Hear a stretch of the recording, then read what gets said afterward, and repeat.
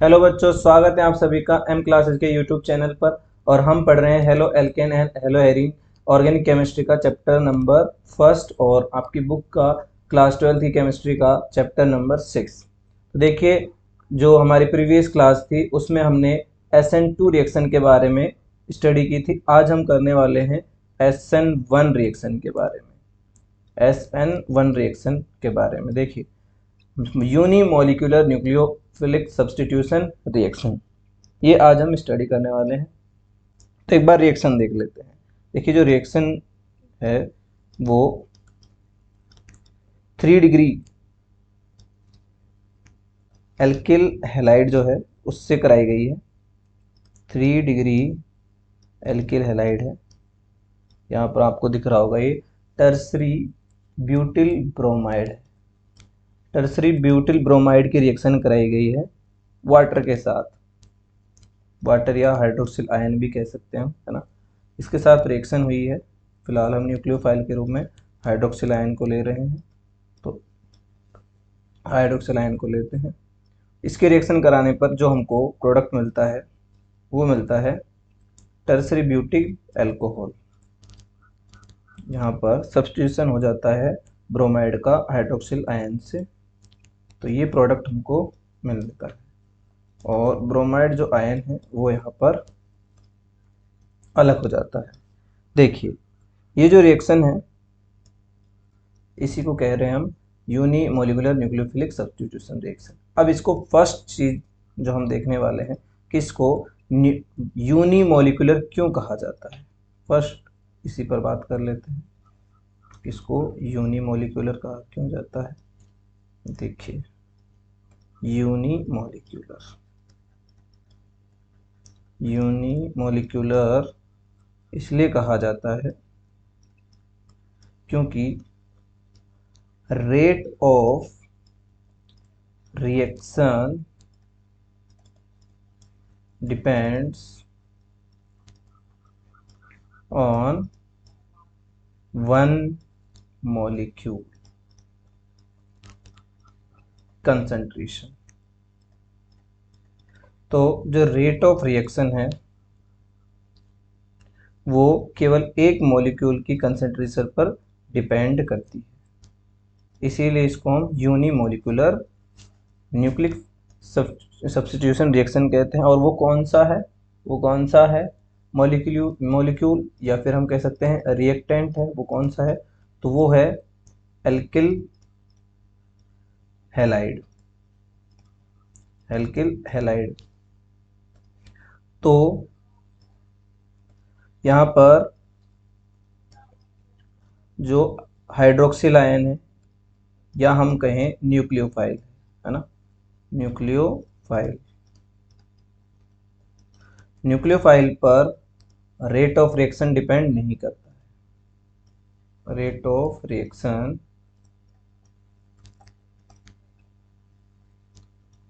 Does not depend, तो इस पर डिपेंड नहीं करता है रेट ऑफ रिएक्शन, केवल एक ही मॉलिक्यूल पर डिपेंड करता है। इसीलिए इसको क्या कहा जाता है, यूनिमोलिकुलर न्यूक्लियोफिलिक सब्स्टिट्यूशन कहा जाता है। देखिए, सेकंड जो थिंग इसकी है, इस रिएक्शन की इंपॉर्टेंट थिंग क्या है, वो है reaction occurs in single step, sorry 2 steps में ये रिएक्शन होती है। रिएक्शन अकर्स इन 2 स्टेप्स, तो 2 स्टेप्स में ये रिएक्शन कंप्लीट होती है। देखिए कौन कौन से स्टेप्स हैं, देखते हैं एक एक करके एक स्टेप के बारे में। फर्स्ट जो स्टेप होता है उसमें बनता है कार्बोकेटायन, लिख भी सकते हैं हम। First step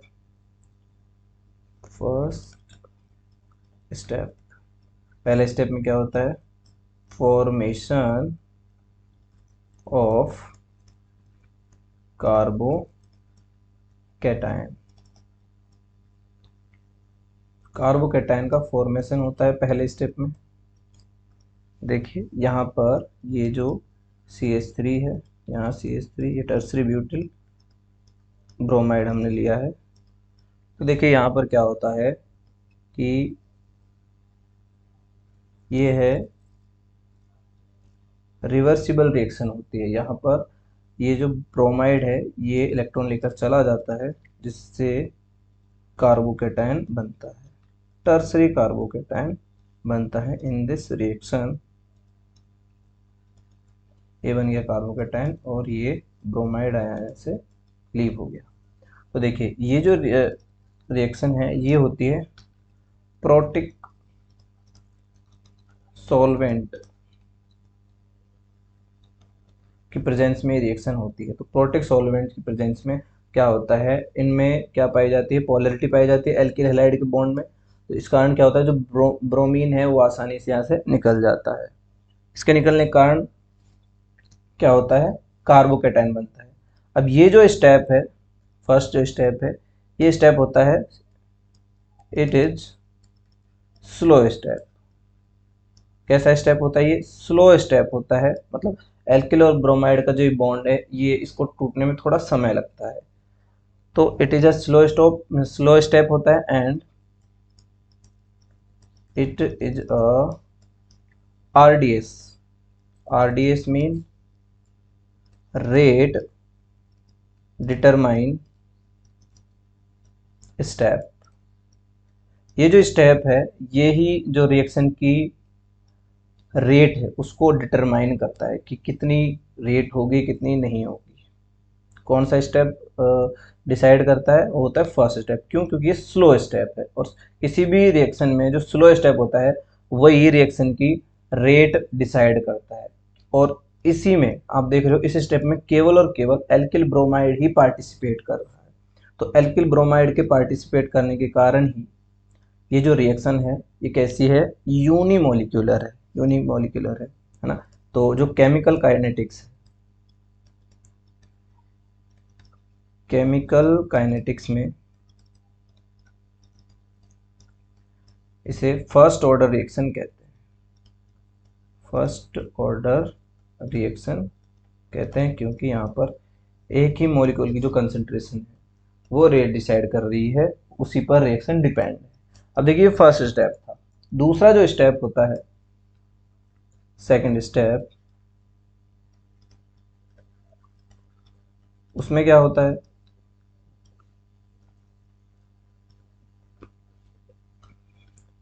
attacking of nucleophile. तो इसमें होता है न्यूक्लियोफाइल ऑन कार्बोकेटायन। तो इसमें होता है कार्बोकेटायन पर न्यूक्लियोफाइल का अटैक होता है। अब देखिए यहाँ जो कार्बोकेटायन बना था 3 डिग्री कार्बोकेटायन था, ये 3 डिग्री कार्बोकेटायन है। इस पर अटैक होता है किसका, हाइड्रोक्सिल आयन का। और ये स्टेप होता है फास्ट, क्योंकि कार्बोकेटायन ऑलरेडी इलेक्ट्रॉन लेस है और यहाँ पर इलेक्ट्रॉन दिख रहे हैं, तो बहुत फास्टली ये रिएक्शन होती है और यहाँ पर बन जाता है tertiary butyl alcohol. Tertiary butyl alcohol compound बन जाता है। या फिर हम आईयूपीएसी में बात करें तो आईयूपीएसी में इसका नाम क्या हो जाएगा, आईयूपीएसी में नाम इसका हो जाएगा 2-मेथिल प्रोप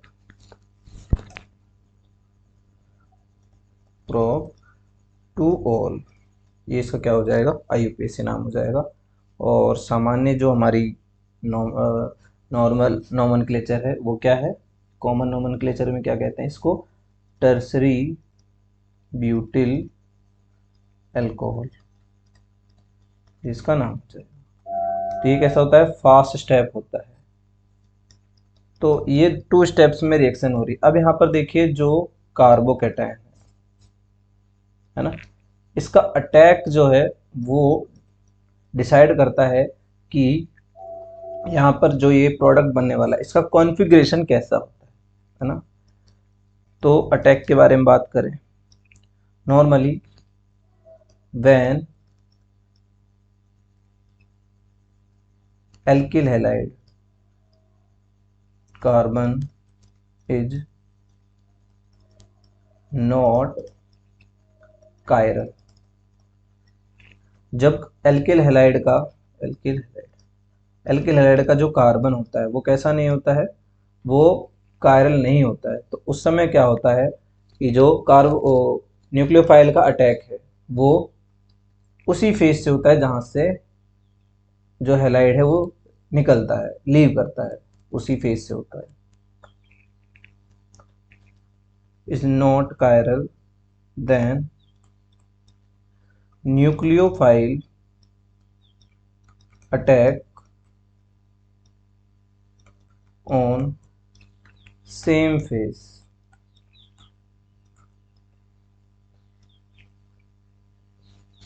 उसी फेज पर अटैक करता है, ये वाली सिंपल बात है। और अगर इस तरह से होता है तो कॉन्फ़िगरेशन में कोई चेंज नहीं आता है, no change in configuration, configuration में कोई चेंज नहीं आता है। लेकिन अगर एल्किल हैलाइड का जो कार्बन है वो कैसा हो, carbon, if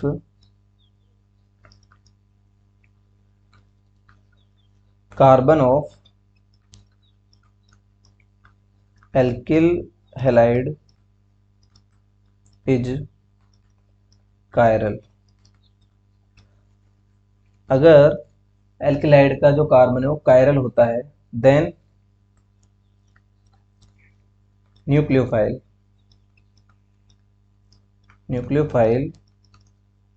attack both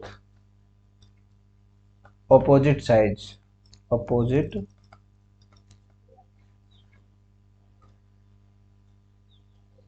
side, ये साइड से अटैक कर सकता है। मतलब देखो क्या होता है, जब कायरल कार्बन के लिए हम एक एग्जांपल ले लेते हैं, जैसे ये एक हमारा कंपाउंड है, यहाँ CH3 है, यहाँ मान लो ये है C2H5 और यहाँ जुड़ा हुआ है हाइड्रोजन, है ना, यहाँ है Br। तो इस कंडीशन में क्या होता है जब इस पर अटैक करता है कौन, कार्बोकेट ये न्यूक्लियोफाइल, तो उस समय यहाँ पर जब कार्बोकेटाइन बनता है तो कार्बोकेटाइन के समय जो तीनों के तीनों ये अलग अलग ग्रुप्स हैं ये यहाँ पर सेम प्लेन में आ जाते हैं इस तरह से। ये यहाँ CH3, इधर आ जाते हैं C2H5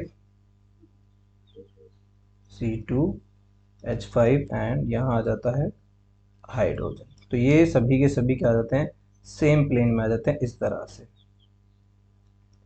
तरह से सेम प्लेन में आ जाते हैं। और ये है कार्बोकेटाइन। अब यहाँ पर क्या होता है कि इस साइड से और इस साइड से दोनों से ही क्या हो सकता है, कार्बोकेटाइन का अटैक हो, सॉरी न्यूक्लियोफाइल का अटैक हो सकता है। तो न्यूक्लियोफाइल के अटैक करने के ऊपर डिपेंड है कि अब जो होगा प्रोडक्ट किस टाइप का बनने वाला है, या तो प्रोडक्ट बनता है इस टाइप का, देखिए अगर इस तरह का प्रोडक्ट बनता है C2H5 एंड इधर हाइड्रोजन, यहाँ OH आ जाता है, तो इसको हम कहते हैं रिटेंशन। क्या कहते हैं, रिटेंशन ऑफ कॉन्फ़िगरेशन। यहाँ पर कॉन्फ़िगरेशन का रिटेंशन होता है, जहाँ बी आ था वहीं पर जुड़ा हुआ है। लेकिन क्या हो जाए, यहाँ पर ये वाला प्रोडक्ट मिल जाए कि इस बार OH जो है इधर, या मान लो इसे भी ऊपर दिखा सकते हैं, फिर मैं लेफ्ट साइड यहाँ हम शो कर रहे हैं, थोड़ा ऊपर नीचे वाला तो इसको लेफ्ट राइट समझ लीजिए, या फिर इसको मैं क्लियर कर देता हूँ, आपको कन्फ्यूजन है ही ना, उसके लिए हमको इस तरह से ही शो कर देते हैं, ठीक है, लेकिन ये सही शो, OH इधर CH3, यहाँ C2H5 और ये हाइड्रोजन। देखिए अब यहाँ पर क्या होता है कि OH इस साइड में होता है और यहाँ CH3, यहाँ C2H5 एंड इधर हाइड्रोजन। तो ये जो है ये कहलाता है इन्वर्जन। क्या है, इन्वर्जन, जो कि हमने SN2 रिएक्शन में भी देखा था। अब यहाँ पर ये दो तरह के प्रोडक्ट देखने को मिल सकते हैं। कब? जब रिएक्शन में एल्किल हैलाइड जो होता है वो कायरल होता है। अगर हमको रिटेंशन और इन्वर्जन दोनों दिखाई दें तब इसको हम कहते हैं रेसिमिक मिक्सचर। रेसिमिक मिक्सचर इसको हम कहते हैं। तो हमको रेसिमिक मिक्सचर प्राप्त होता है और ये दोनों ही एनान्सियोमर है। इसके बारे में अभी हम आगे बात करने वाले हैं। तो जितनी हमने बातें की इन सभी में, अभी तक हमने 2 स्टेप के बारे में बात की है ना। यहाँ पर फर्स्ट स्टेप जो था वो स्लो स्टेप होता है, इसमें कार्बोकेटाइन का फॉर्मेशन होता है ना, और इसीलिए इसको रे डिटरमाइन स्टेप भी कहते हैं। सेकंड जो स्टेप होता है वो फास्ट स्टेप होता है, इसके बारे में हमने बात की है। तो ये तो है मैकेनिज्म। अब रिएक्टिविटी ऑर्डर की बात करें। Reactivity order of alkyl halide. Alkyl halide का रिएक्टिविटी ऑर्डर क्या होगा? देखिए, इसका जो ऑर्डर होता है वो SN2 के बिल्कुल अपोजिट होता है। कैसे होता है? यहाँ पर सबसे ज़्यादा जो रिएक्टिव होगा वो होगा टर्सरी एल्किल हैलाइड। क्यों होगा? क्योंकि ये डिसाइड कौन कर रहा है? जैसे यहाँ पर हम कोई भी ले सकते हैं, क्लोराइड ले लेते हैं ना, क्योंकि 3 डिग्री कार्बोटाइन मोस्ट स्टेबल होता है, तो सबसे पहले 3 डिग्री ही बनना चाहेगा। उसके बाद आता है सेकेंडरी, यहाँ पर इसके बाद जो आता है वो क्या आता है? सेकेंडरी। ये CH3, यहाँ हाइड्रोजन है और इधर CH। Then primary CH3, CH2, CH2 and CH2Cl, और उसके भी फिर बाद आता है सिंपल। यहाँ हम बात करें CH3Cl, ये मैथिल के लिए बिल्कुल ईजी, सबसे कम रिएक्टिव होगा यहाँ पर। ये हो जाएगा रिएक्टिविटी ऑर्डर, ठीक है। और जो आयोडीन या हेलोजन है उनके लिए अगर हम देखें तो सिंपल रहने वाला है। सबसे ज़्यादा रिएक्टिव होंगे एल्किल आयोडाइड, उसके बाद होंगे एल्किल ब्रोमाइड, फिर alkyl chloride, then alkyl fluoride सबसे लेस रिएक्टिव होंगे। तो ये बातें हो गई। अब देखिए यहाँ पर कार्बोकेटाइन स्टेबल होता है, तो इन SN1 reaction carbocation can be rearrangement. तो कार्बोकेटाइन का क्या हो सकता है? रीअरेंजमेंट हो सकता है, और प्रोडक्ट जो हम दिखते हैं वो हमको ना मिलके दूसरा मिल सकता है। देखिए, कुछ रिएक्शंस के बारे में अगर हम बात करना चाहें तो उन रिएक्शंस के बारे में हम यहाँ बात भी कर सकते हैं। जैसे जो एलिलिक हैलाइड होते हैं, एलिलिक हैलाइड हमने पढ़े भी हैं। एलिलिक हैलाइड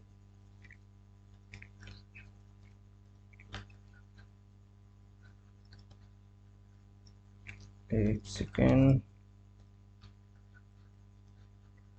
एलिलिक हैलाइड देखिए, ये हमने पढ़े थे। एलिलिक जो हैलाइड है ये कौन से रिएक्शन शो करते हैं? ये शो करते हैं SN1 रिएक्शन। ये है एलिलिक ग्रुप, यहाँ पर है ये CH2, मान लो यहाँ Cl है। तो देखिए ये क्या करते हैं, यहाँ पर रिएक्शन के बाद क्या बनता है? ये बीच में बन जाता है कार्बोकेटाइन, इस तरह से CH2 पॉजिटिव। अब ये जो कार्बोकेटाइन है ये रीअरेंज हो जाता है इस तरह से रेजोनेंस से।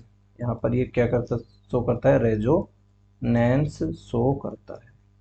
कैसे करता है?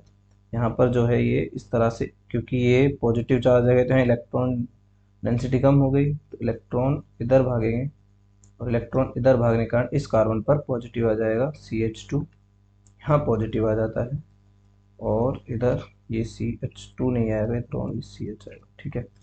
यहाँ CH एंड डबल बॉन्ड अब इधर शिफ्ट हो जाएगा। तो ये जो है अनुनाद शो करते हैं, यानी रेजोनेंस शो करते हैं। इस कारण ये रिएक्शन कौन सी शो करेंगे, SN1। क्यों? क्योंकि इनका जो कार्बोकेटायन है ये स्टेबल हो जाता है, और SN1 रिएक्शन कार्बोकेटायन के स्टेबिलिटी पर ही बेस्ड है। उसके बाद देखिए यहाँ पर दूसरा जो आता है वो है बेंजेलिक हैलाइड जो है वो क्या है, बेंजेलिक जो हैलाइड है वो भी SN1 रिएक्शन शो करते हैं। स्ट्रक्चर अगर हम देखना चाहें तो ये है बेंजेलिक हैलाइड, CH2, यहाँ जैसे Cl है, यहाँ पर भी वही OH कार्बोकेटायन, यहाँ भी कार्बोकेटायन बनता है और कार्बोकेटायन स्टेबल हो जाता है, रिंग में एंटर कर जाता है ये कार्बोकेटायन। यहाँ CH2 पॉजिटिव होता है तो ये इधर शिफ्ट हो जाता है, और इधर शिफ्ट होने से अब यहाँ से स्टार्ट हो जाता है रेजोनेंस। कैसे स्टार्ट हो जाता है, पूरे रिंग में अब ये रेजोनेंस यहाँ एंटर दिखाएगा, मतलब कार्बोकेटायन यहाँ पॉजिटिव चार्ज आएगा, यहाँ डबल बॉन्ड हो जाएगा, ये CH2 इधर CH2, यहाँ डबल बॉन्ड ऑलरेडी है, इधर डबल बॉन्ड है। उसके बाद ये इधर शो करेगा, इलेक्ट्रॉन यहाँ शिफ्ट होगा, इलेक्ट्रॉन यहाँ शिफ्ट होगा तो यहाँ पॉजिटिव आ जाएगा। इस तरह से ये क्या शो करेगा, रेजोनेंस शो करेगा। यहाँ आ गया पॉजिटिव डबल बॉन्ड, ये CH2 के साथ है ही डबल बॉन्ड, और एक डबल बॉन्ड यहाँ है। फिर ऐसे ही ये इलेक्ट्रॉन इधर ट्रांसफ़र करेगा तो यहाँ पॉजिटिव आ जाएगा। फिर आगे इस तरह से ये रेजोनेंस शो करने वाला है।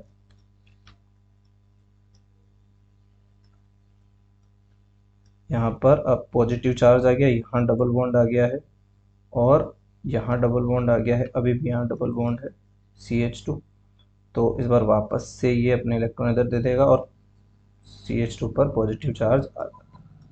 तो इस तरह से जो बेंजेलिक हैलाइड है ये भी SN1 रिएक्शन शो करते हैं। उसके पीछे का जो रीज़न है वो क्या है, कार्बोकेटाइन की स्टेबिलिटी एंड रेजोनेंस। ये भी क्या शो कर रहे हैं, रेजोनेंस। तो इस तरह से एलिलिक हैलाइड और बेंजेलिक हैलाइड कौन सी रिएक्शन शो करते हैं, allylic and benzylic halide show SN1 reaction. तो इस तरह से हमने SN1 एंड SN2 रिएक्शन के बारे में बात की। यहाँ हमारी SN1 SN2 रिएक्शन तो हो जाती हैं कंप्लीट। अब देखिए इससे जो अगला हमारा टॉपिक है वो टॉपिक हो जाता है, नेक्स्ट टॉपिक की बात करें तो यहाँ टॉपिक है हमारा stereo aspect of halo alkane and hello Erin. ये टॉपिक हमारा इसमें हो जाता है। नेक्स्ट टॉपिक के बारे में बात करते हैं, stereo aspect of substitution nucleophilic substitution reaction. Substitution जो रिएक्शन है उसके स्टीरियो एस्पेक्ट के बारे में हम बात करने वाले हैं। देखिए यहाँ पर हम कुछ टॉपिक्स डिस्कस करने वाले हैं जो स्टीरियो केमिस्ट्री से रिलेटेड हैं। कौन कौन से टॉपिक्स हैं यहाँ पर, ऑप्टिकल एक्टिविटी के बारे में बात करेंगे, ऑप्टिकल एक्टिविटी ये फर्स्ट इसमें हो जाएगा। देखिए सेकंड जो टॉपिक हो जाएगा वो कायरलिटी है। कायरलिटी के बारे में थोड़ी बहुत हमने बातें की हुई हैं, लेकिन आगे अब डिटेल से बात करने वाले हैं इसमें। उसके बाद थर्ड जो इसमें आता है वो आ जाता है रिटेंशन। रिटेंशन के बारे में भी हमने बातें की हुई हैं, कुछ अभी SN1 रिएक्शन में हमने बातें की हैं। उसके बाद देखिए फोर्थ आ जाता है, वो आ जाता है इन्वर्जन। इन्वर्जन के बारे में भी हमने बात की हुई है, इन्वर्जन। और फिफ्थ आ जाता है रेसिमाइजेशन।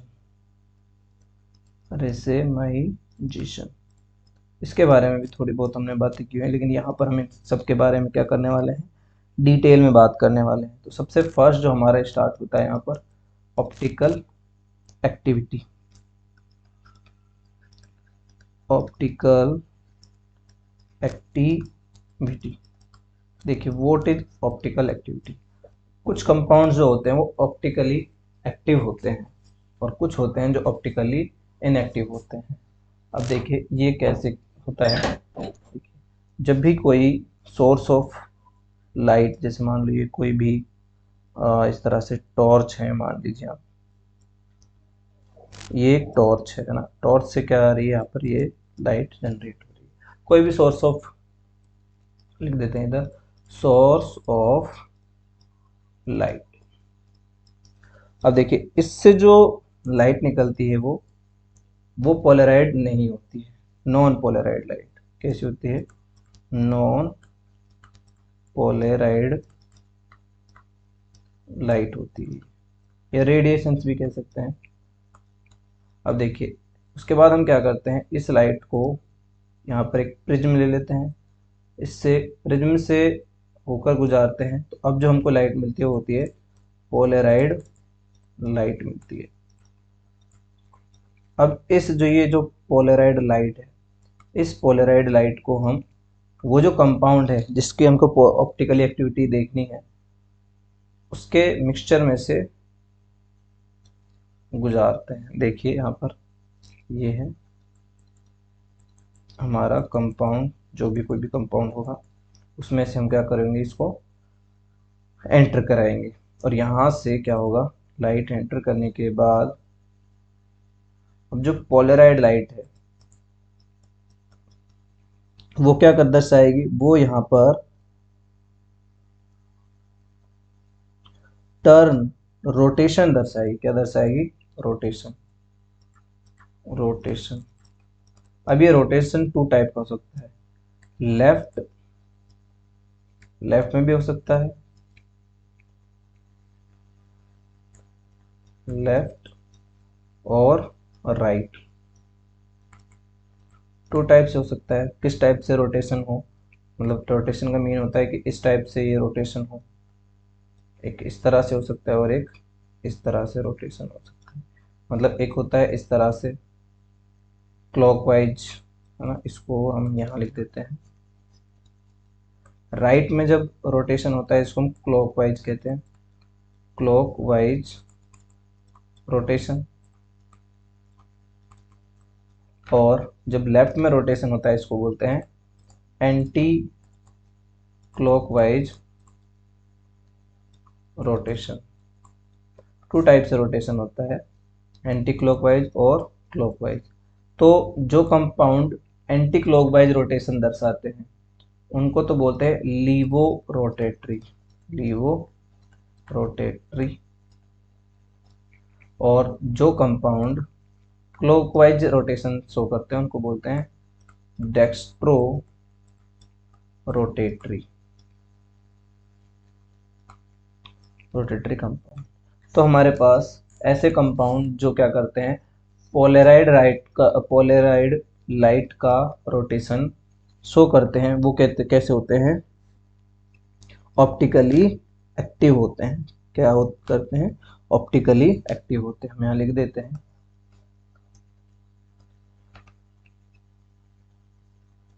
सच compounds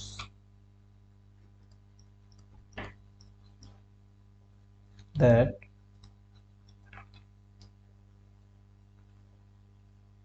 rotate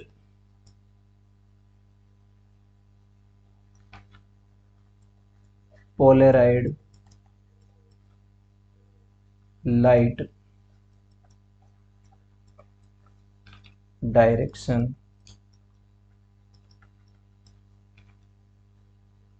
called optically active. तो ऐसे कंपाउंड क्या कहलाते हैं? ऑप्टिकली एक्टिव कहलाते हैं, जो पोलराइड लाइट की जो डायरेक्शन है उसको रोटेट कर देते हैं। अब वो जिस तरह से करते हैं, इफ हम यहाँ लिख सकते हैं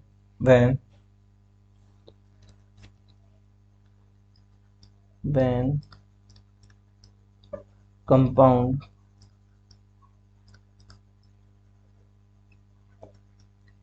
rotate plane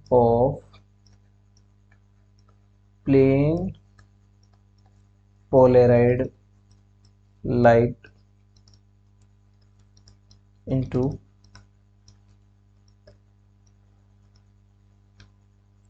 a right direction,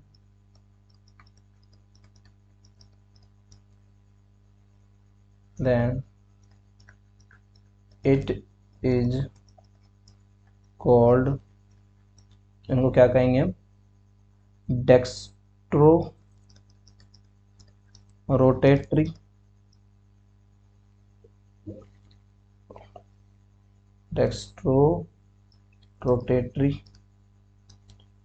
और इनके लिए एक और वर्ड यूज करते हैं हम इनको हम डी फॉर्म से भी, डी फॉर डेक्स्ट्रो रोटेटरी, या इनको हम प्लस द्वारा भी शो करते हैं, है ना। ये तो हो गए डेक्स्ट्रो रोटेटरी वाले, जो पोलराइड जो लाइट है उसकी जो प्लेन है उसको रोटेट करते हैं, क्लॉकवाइज कह सकते हैं या राइट डायरेक्शन कह सकते हैं। दूसरे कंपाउंड के लिए बात है, when compound rotate plane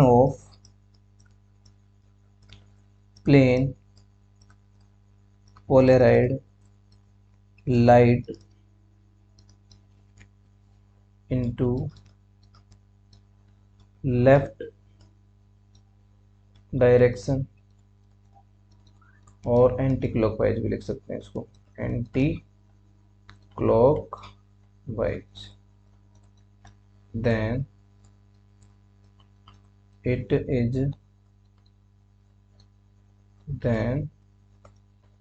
is called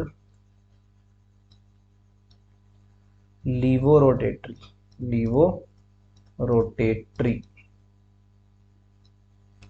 और इसके लिए हम कह सकते हैं एल फॉर्म, जैसे वहाँ डी फॉर्म था इधर एल फॉर्म, और इसको हम शो करते हैं माइनस के साइन द्वारा। इस तरह से 2 टाइप के क्या होते हैं? ऑप्टिकली एक्टिव कंपाउंड हमको मिलते हैं। अब देखिए, ये both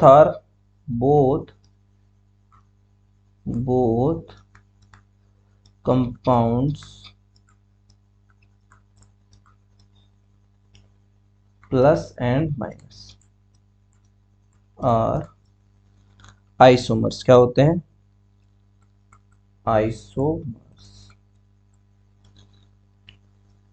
and these type of isomers, इस टाइप के जो आइसोमर्स हैं, these type of isomers called, इनको हम क्या कहते हैं? Optical isomers. ऑप्टिकल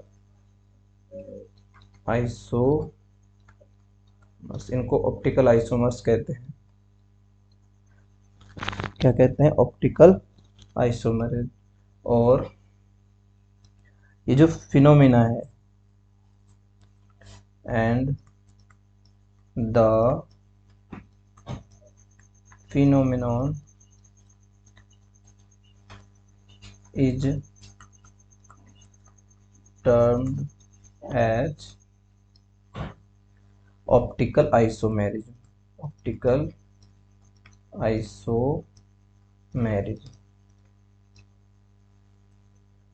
तो ऑप्टिकल आइसोमेरिज्म आपको समझ में आ गया होगा कि जो कंपाउंड होते हैं ऑप्टिकली आइसोमेरिज्म शो करते हैं, वो क्या करते हैं?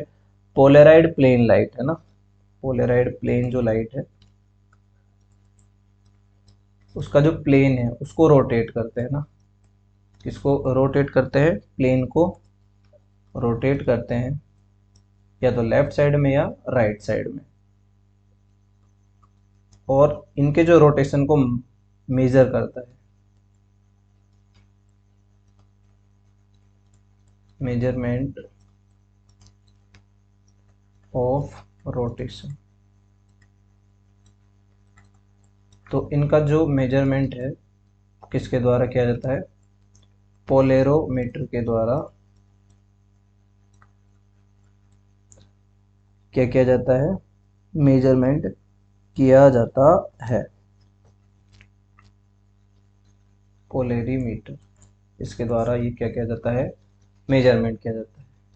तो आज हमने इसके बारे में एक एक एस्पेक्ट के बारे में बात कर ली है। अब वैसे कायरलिटी के बारे में, टेंशन के बारे में, इन्वर्जन के बारे में भी थोड़ी बहुत हम पहले भी बात कर चुके हैं, तो कल और इससे डिटेल से बात करेंगे। आज के लिए इतना ही रखते हैं, नेक्स्ट क्लास में मिलते हैं। धन्यवाद।